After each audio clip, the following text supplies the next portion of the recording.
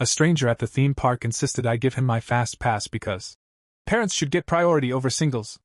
When I refused, he grabbed my wrist and screamed, "You don't deserve VIP treatment!" As security pulled him away, I waved my pass and said, "Looks like you'll be waiting a lot longer now." So this happened last summer, and I still think about it all the time. I'm not the kind of person who looks for drama, but I don't back down when someone crosses the line. I'm 44. Single. No kids. I work full-time in an office doing accounting.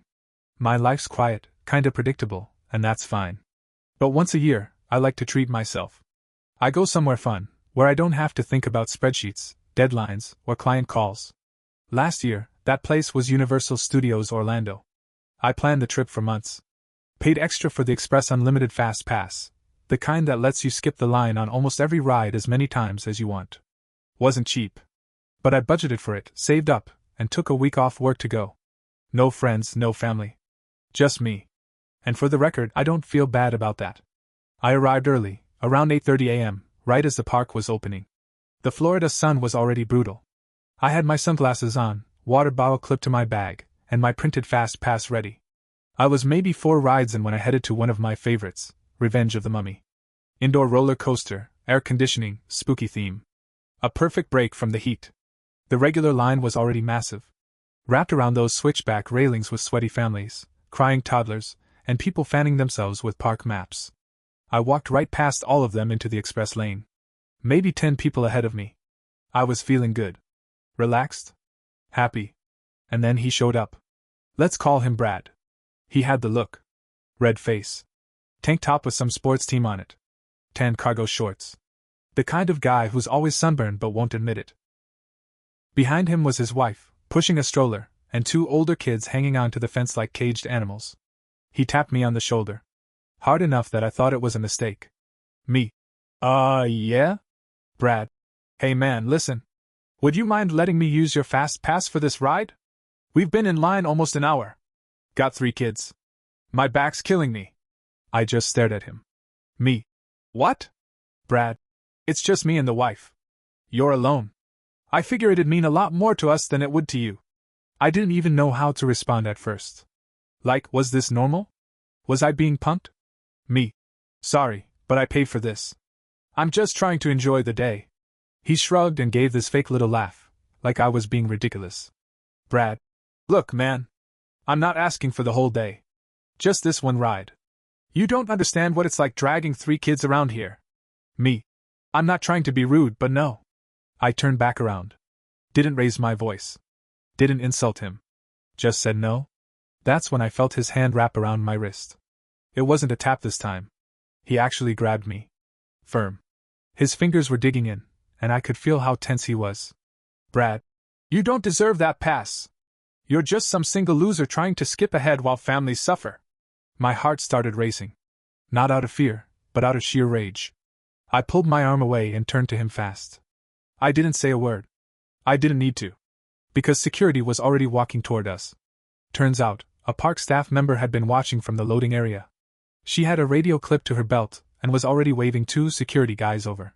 Brad tried to play it cool, like he hadn't just gone full psycho in front of everyone. Brad, smiling now. This guy elbowed me. I just asked him a question and he attacked me. Security didn't buy it.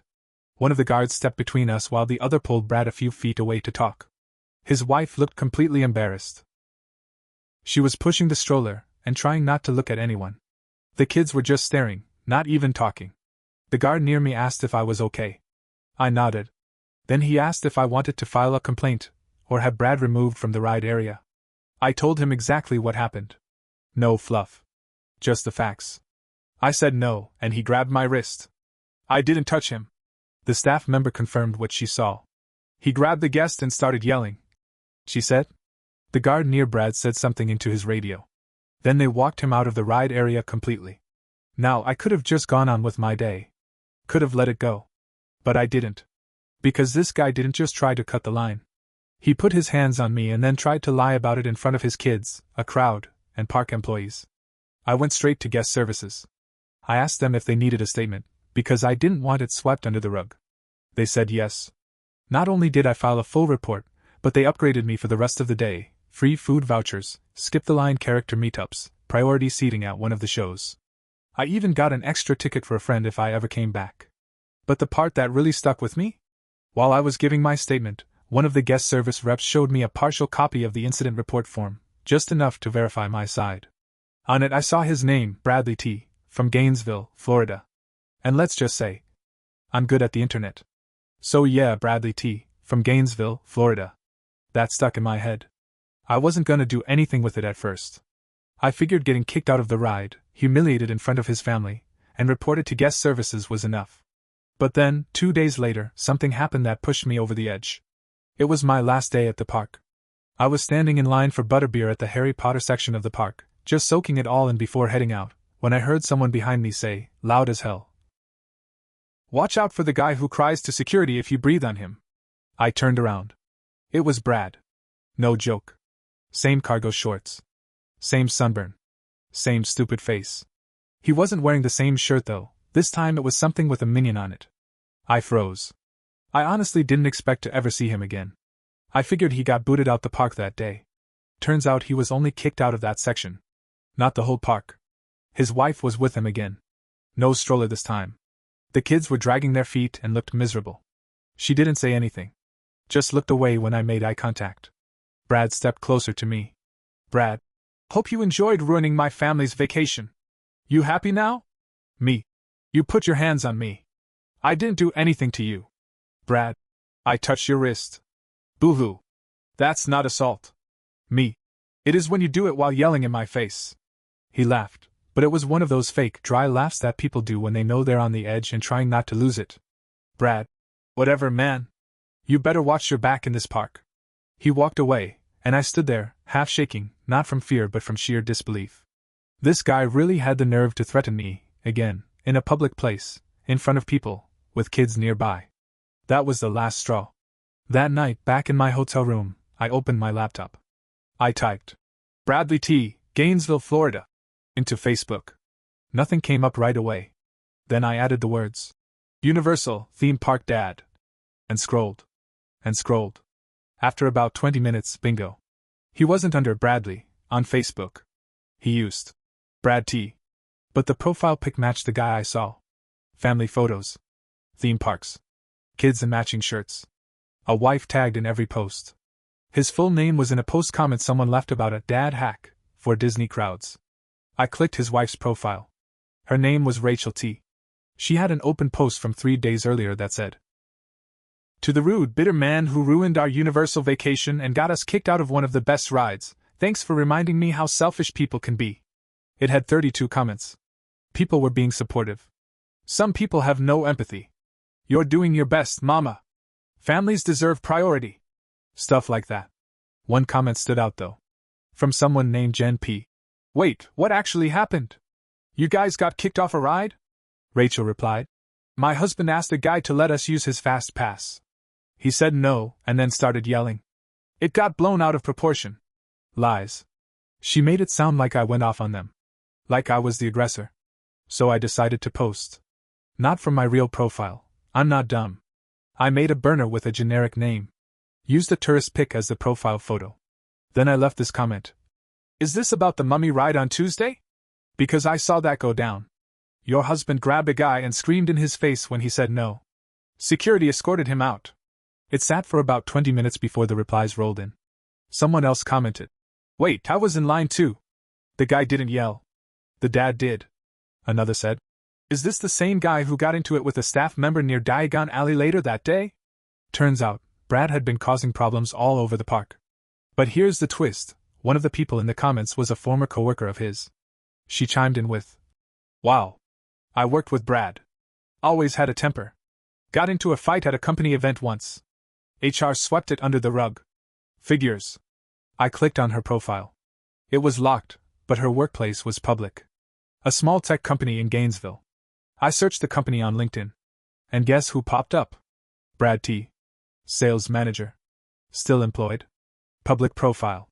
Smiling like he didn't just threaten someone in front of a butterbeer cart. Now I didn't want to mess with someone's job just to be petty, but then I remembered, he threatened me. Twice. Grabbed me once. Lied about it. Tried to humiliate me in front of strangers. Lied again on social media. Had his wife spread more lies? And now he was still walking around the park like he was the victim. So I wrote an email. Not to his boss. Not to HR. I found the company's compliance hotline. They had an anonymous submission form. I kept it short, factual, and attached photos, screenshots of Rachel's posts, Facebook comments, and a blurry park photo of him mid-argument. I included my statement of what happened, using the same one I gave to Universal. I signed it. A concerned guest. No threats.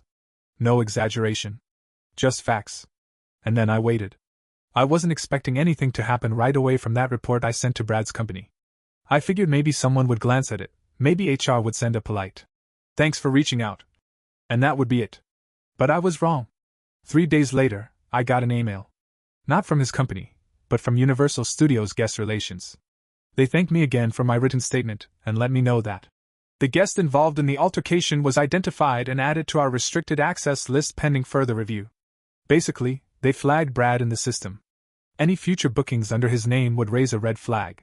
If he bought tickets online, they'd see it. Apparently, this wasn't Brad's first incident in the park. They couldn't give me full details, privacy laws and all that, but they did say, "We take these matters seriously and are currently reviewing past reports involving the same guest." That line right there?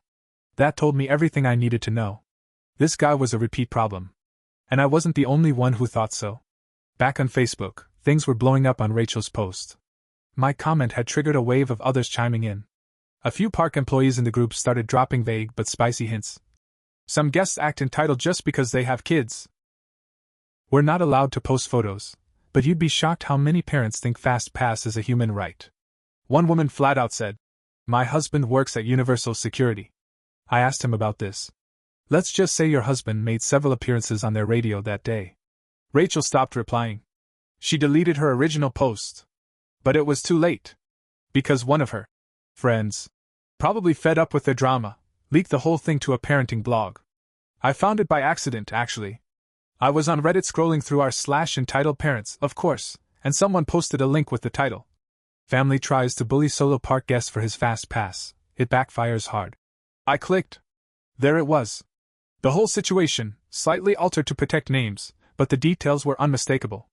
Same ride, same city, same situation.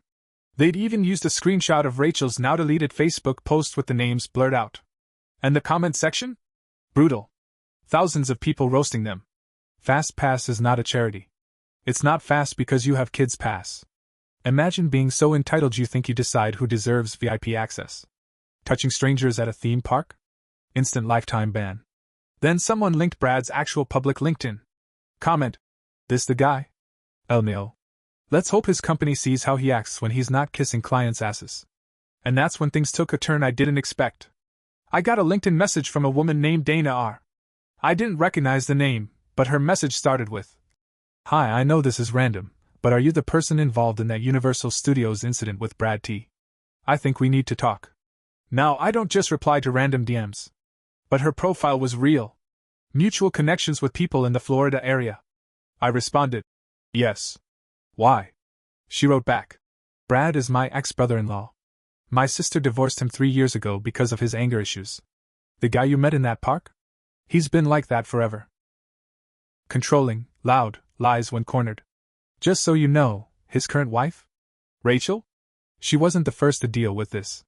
He used to show up at my sister's job and make scenes when they were fighting. Then she said something that hit different. I'm sorry he targeted you. But honestly, this might be the wake-up call that finally exposes him. That messed with my head a little. I mean, yeah, he'd been an ass to me. But knowing there was a whole trail of this behavior, years of it, across 2 marriages, made the situation feel bigger than just a ruined day at a theme park. I thanked her. She thanked me. And then, almost as if on cue, the real twist landed in my inbox. Another message. This time? From Brad. Yup.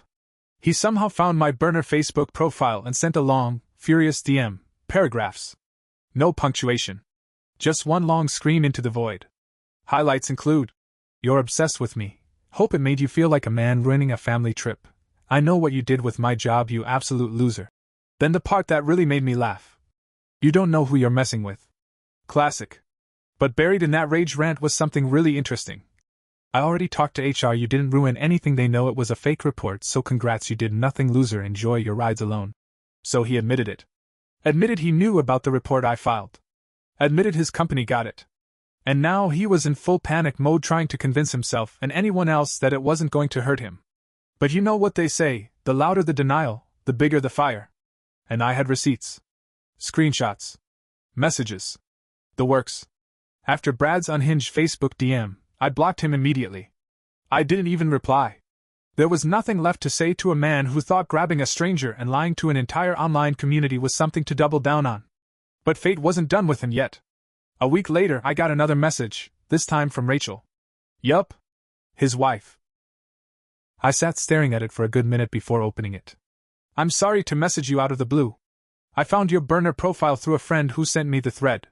I know you're the person from the park. It was calm. Way too calm. I kept reading. I just want to ask, did he really grab you like that? I know he can be intense, but that's different. That line hit me. That's different. Like she'd seen the yelling, the gaslighting, maybe even the threats, but this was something new. Something that pushed her out of denial. I answered, yes. In front of your kids. In front of a crowd. He wrapped his hand around my wrist and said I didn't deserve VIP treatment. She didn't reply right away. A few hours later, she sent one more message. Thank you for being honest. I believe you. Then, silence. About 3 weeks passed. I was back home. Work had picked up again. The park felt like a lifetime ago. Until I got tagged in a comment on one of those viral Reddit repost Instagram pages. I had anonymously posted the story on Reddit by this point. A friend of mine, who knew my burner account, tagged me and said, "Did you see the update?" There it was. A new post on that same parenting blog. But this one wasn't gossip. It was a letter from Rachel. She didn't use full names. But the whole internet already knew. I stayed silent for years. Excused anger as stress. Excused emotional manipulation as bad moods. But after what happened at Universal, and after hearing from complete strangers about what they witnessed, I finally saw the man I married in full daylight. And I didn't like what I saw. She went on. I confronted him with the truth. I showed him the comments. The photos. The messages. He denied everything at first, but when I told him other people saw it, and that security had reports, he finally snapped. He yelled. Said I was siding with outsiders. That I was turning the kids against him. That he was being framed. That night, I took the kids and left. Reading it made me stop breathing for a second. I didn't expect this. I thought maybe she'd keep enabling him. Maybe she'd say he just had a bad day. But she walked away. The fallout came fast. A week after her blog post, someone on LinkedIn updated that Brad was no longer working at his company. The title under his name changed from Sales Manager to Open to Work. A month after that, his profile disappeared entirely. Rachel didn't go quiet either. She started a podcast with another mom in her community about co-parenting after emotional abuse. In the second episode, she spoke about how her youngest started sleeping better at night once the house was calmer. She didn't mention Universal. She didn't have to. People already knew. Then came the confrontation. It wasn't mine, but someone sent me the audio. I still listen to it sometimes when I need a reminder that truth always finds a way. It was from a school meeting, of all places. Brad had shown up uninvited to his kids' parent-teacher conference. Rachel was already there. And according to a mutual acquaintance who recorded the argument, because, of course, someone did, it went like this: Brad, you're turning them against me. You're making me look like a monster. Rachel, no one's turning anyone. You did that yourself. Brad, all because of one stupid fast pass. Rachel, voice breaking, but steady. It was never about the fast pass. It was about who you are when you think no one's watching. Silence. You could hear the air leave the room. Someone coughed awkwardly. The teacher tried to defuse it by asking if they should reschedule. Rachel apologized. Brad stormed out. That was the last time he showed up at the school. I never spoke to him again. Never saw him again. And I don't want to. But a few weeks ago, I got one last message. It was from Rachel. Simple. Just a sentence. Thank you for not giving in that day. You saved me more than you know. I didn't cry. But I felt something heavy in my chest loosen. Not guilt. Not sadness. Just relief. Relief that I didn't cave. Relief that I held the line. And yeah, I got my little revenge. But what happened wasn't just revenge. It was truth catching up to someone who'd dodged it for too long. Sometimes the small things you do, saying no, reporting bad behavior, standing your ground, feel like drops in the ocean. Like they don't matter. But sometimes, they start a ripple. And that ripple can change someone's entire life.